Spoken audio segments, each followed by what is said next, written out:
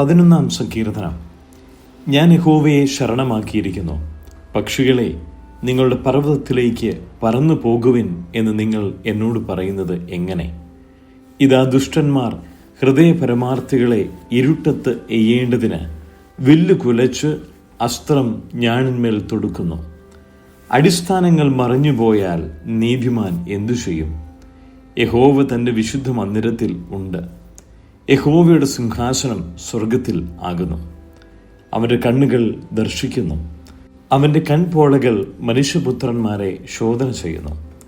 യഹോവ നീതിമാനെ ശോധന ചെയ്യുന്നു. ദുഷ്ടനെയും സാഹസപ്രിയനെയും അവൻ്റെ ഉള്ളം വെറുക്കുന്നു. ദുഷ്ടന്മാരുടെ മേൽ അവൻ കണികളെ വർഷിപ്പിക്കും. തീയും ഗന്ധകവും ഉഷ്ണക്കാറ്റും അവരുടെ പാനപാത്രത്തിലെ ഓഹരിയായിരിക്കും. യഹോവ നീതിമാൻ, അവൻ നീതിയെ ഇഷ്ടപ്പെടുന്നു. നേരുള്ളവർ അവൻ്റെ മുഖം കാണും. 12 സങ്കീർത്തനം. യഹോവേ, രക്ഷിക്കണമേ. ഭക്തന്മാർ ഇല്ലാതെ പോകുന്നു. വിശ്വസ്തന്മാർ മനുഷ്യപുത്രന്മാരിൽ കുറഞ്ഞിരിക്കുന്നു. ഓരോരുത്തൻ താൻ്റെ കൂട്ടുകാരനോട് വ്യാജം സംസാരിക്കുന്നു. കപടമുള്ള അധരത്തോടും ഇരുമനസ്സോടും കൂടെ അവർ സംസാരിക്കുന്നു. കപടമുള്ള അധരങ്ങളെയൊക്കെയും വമ്പു പറയുന്ന നാവിനെയും യഹോവ ഛേദിച്ചു കളയും. ഞങ്ങളുടെ നാവുകൊണ്ട് ഞങ്ങൾ ജയിക്കും. ഞങ്ങളുടെ അധരങ്ങൾ ഞങ്ങൾക്ക് തുണ.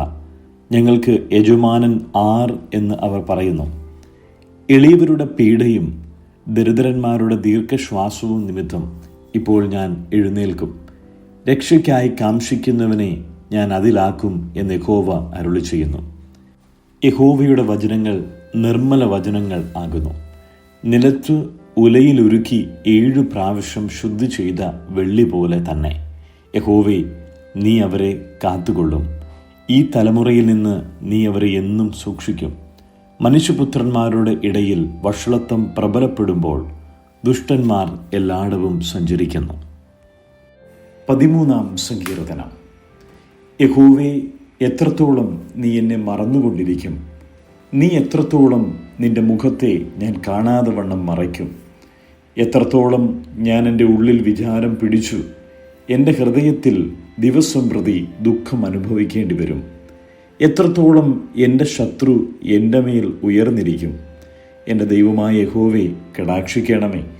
എനിക്ക് ഉത്തരമരുളേണമേ. ഞാൻ മരണനിദ്ര പ്രാപിക്കാതിരിപ്പാൻ എൻ്റെ കണ്ണുകളെ പ്രകാശിപ്പിക്കണമേ. ഞാൻ അവനെ തോൽപ്പിച്ചു കളഞ്ഞു എന്ന് എൻ്റെ ശത്രു പറയരുതേ.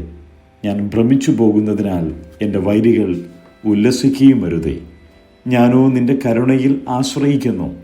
എൻ്റെ ഹൃദയം നിന്റെ രക്ഷയിൽ ആനന്ദിക്കും. യഹോവ എനിക്ക് നന്മ ചെയ്തിരിക്കൊണ്ട് ഞാൻ അവന് പാട്ടുപാടും. 14 സങ്കീർത്തനം. ദൈവം ഇല്ല എന്ന് മൂഢൻ തൻ്റെ ഹൃദയത്തിൽ പറയുന്നു. അവർ വഷളന്മാരായി മ്ലേച്ഛത പ്രവർത്തിക്കുന്നു. നന്മ ചെയ്യുന്നവൻ ആരുമില്ല. ദൈവത്തെ അന്വേഷിക്കുന്ന ബുദ്ധിമാനുണ്ടോ എന്ന് കാണുവാൻ യഹോവ സ്വർഗത്തിൽ നിന്ന് മനുഷ്യപുത്രന്മാരെ നോക്കുന്നു. എല്ലാവരും വഴിതെറ്റി ഒരുപോലെ കൊള്ളരുതാത്തവരായി തീർന്നു. നന്മ ചെയ്യുന്നവനില്ല, ഒരുത്തൻ പോലുമില്ല. നീതികേട് പ്രവർത്തിക്കുന്നവർ ആരും അറിയുന്നില്ലയോ? അപ്പം തിന്നുന്നത് പോലെ അവർ എൻ്റെ ജനത്തെ തിന്നുകളയുന്നു. യഹോവയോട് അവർ പ്രാർത്ഥിക്കുന്നില്ല. അവർ അവിടെ അത്യന്തം ഭയപ്പെട്ടു. യഹോവ നീതിമാന്മാരുടെ തലമുറയിൽ ഉണ്ടല്ലോ. നിങ്ങൾ ദരിദ്രൻ്റെ ആലോചനയ്ക്ക് ഭംഗം വരുത്തുന്നു. എന്നാൽ യഹോവ അവൻ്റെ സങ്കേതമാകുന്നു. സിയോനിൽ നിന്ന് ഇസ്രയേലിൻ്റെ രക്ഷ വന്നെങ്കിൽ യഹോവ തൻ്റെ ജനത്തിൻ്റെ സ്ഥിതി മാറ്റുമ്പോൾ യാക്കോബ് സന്തോഷിക്കുകയും ഇസ്രയേൽ ആനന്ദിക്കുകയും ചെയ്യും. സങ്കീർത്തനങ്ങൾ 15. യഹോവേ, നിന്റെ കൂടാരത്തിൽ ആർ പാർക്കും? നിന്റെ വിശുദ്ധ പർവ്വതത്തിൽ ആർ വസിക്കും?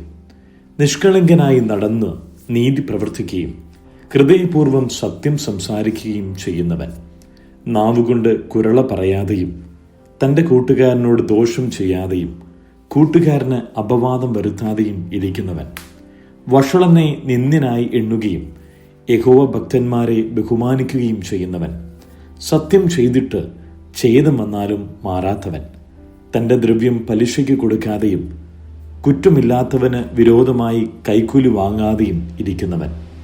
ഇങ്ങനെ ചെയ്യുന്നവൻ ഒരു നാളും കുലുങ്ങിപ്പോകുകയില്ല.